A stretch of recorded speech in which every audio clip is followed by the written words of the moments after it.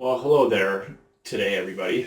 I wanted to do a quick video. Honestly, I'm not going to spend a lot of time on this one editing or talking or whatever, because I actually made a video on this topic probably like 2 years ago now. I definitely, uh, I really do think that,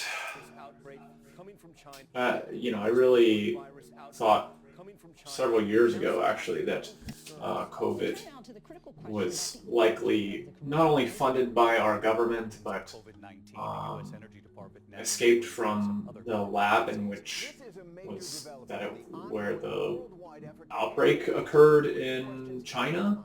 And of course, the Chinese government, much like many governments around the world, uh, and even our own, was not honest with its people, nor the world about what was happening. Of course, deny, deny, deny. I mean, our leadership is no different, apparently.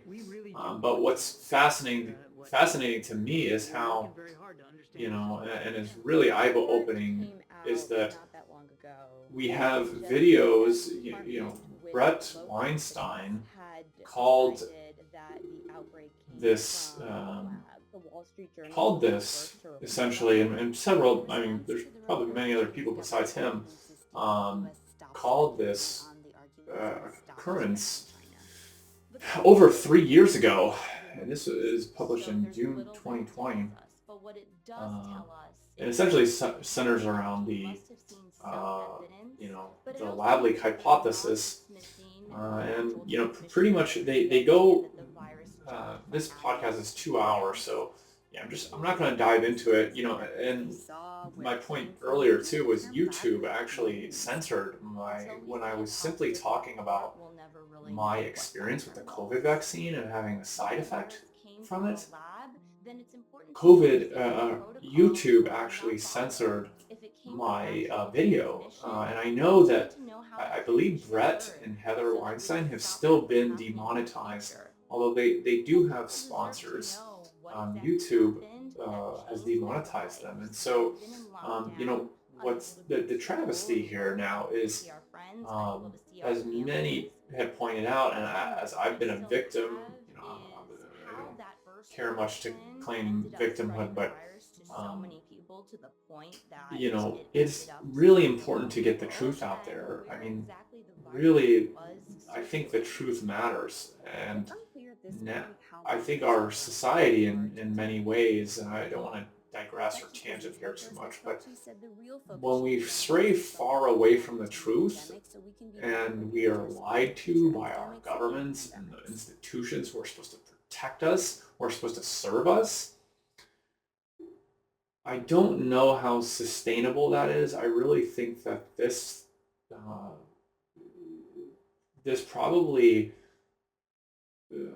is the downfall of many civilizations. I haven't studied civilization in the past, but I know that the United States and the average length of civilizations tends to be around like 300 years.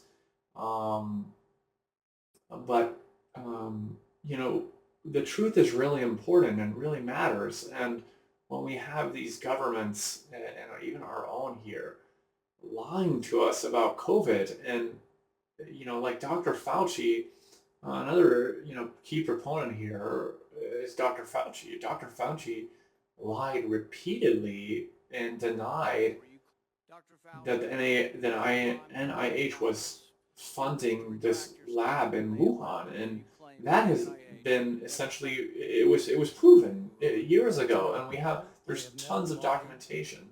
And now to think that we funded something that ultimately led to this global pandemic, not in China, and of course the Chinese government is beyond corrupt. I mean, I think it's probably way worse than than here, although ours is flying off the hinge. It's just like, this is not the way that this is definitely not the way that societies flourish. This is not the way civilizations flourish at all. Um, you know, really, we need open, honest communication and transparency from our government. The government is supposed to be for the people. That is in the preamble of the Constitution. This country was set up that way. And of course, when the government flies off the hinges and starts lying to the people, it's like, how do we trust? How can we trust in them? I can't trust Anthony Fauci. I can't trust our politicians. Like, we're being lied to, and it's plain obvious now. I mean, the Twitter, one of my previous videos, we talked about the Twitter files, and so sadly, when Brett and many other people who called this were, because it was against the mainstream narrative of the government and the NIH, and whoever else, were silenced and were suppressed. So it's a sad day, and the reason I want to make this video is because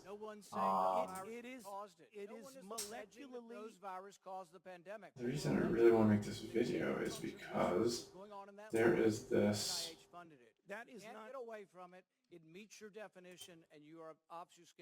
There's this really interesting article here that talks about how one of the U.S. departments, I don't know who, U.S. Energy Department, I guess, has now concluded, magically, 3-4 years later, that we've got some new intelligence and wait,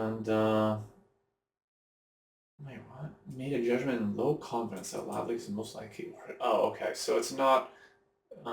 Yeah, this video is probably going to get censored and blocked and suppressed because it's not. The judgment is in low confidence.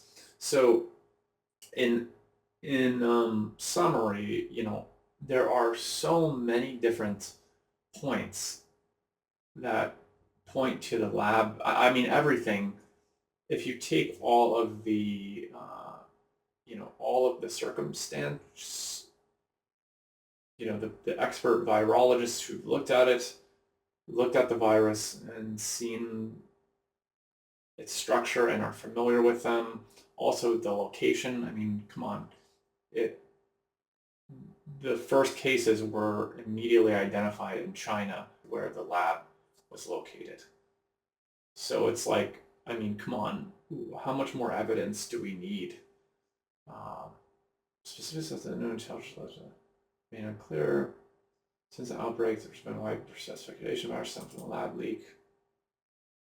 China adamantly denied that the virus was a lab leak. Prominent theorists, the U.S. was responsible for releasing the brutal illness. Sure. There's a lot of that it was deemed conspiracy. Of course.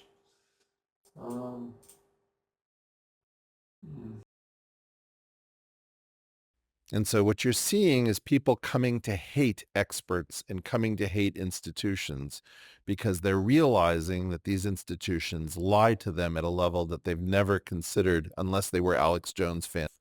What happens when somebody is spreading the truth in a way that is unhelpful to a statecraft level narrative? Quarantine. Hey, go ahead and smash that like button if you're staying safe in quarantine. Go ahead and smash that like button real quick if you're together, if you're in it with us together. Do me a quick favor, go ahead and smush that like button if you don't want to do any more Zooms. Go ahead and stamp that light fixture if you've pretty much only been eating Nutri-Grain bars. Why don't you do me a solid? Go ahead and smash that like bottle if you've started naming all the doors in your apartment. Don the door, Dave the door, Dylan the door, Derek the door. Real quick, if you could smoosh that model, if you think that there might be something.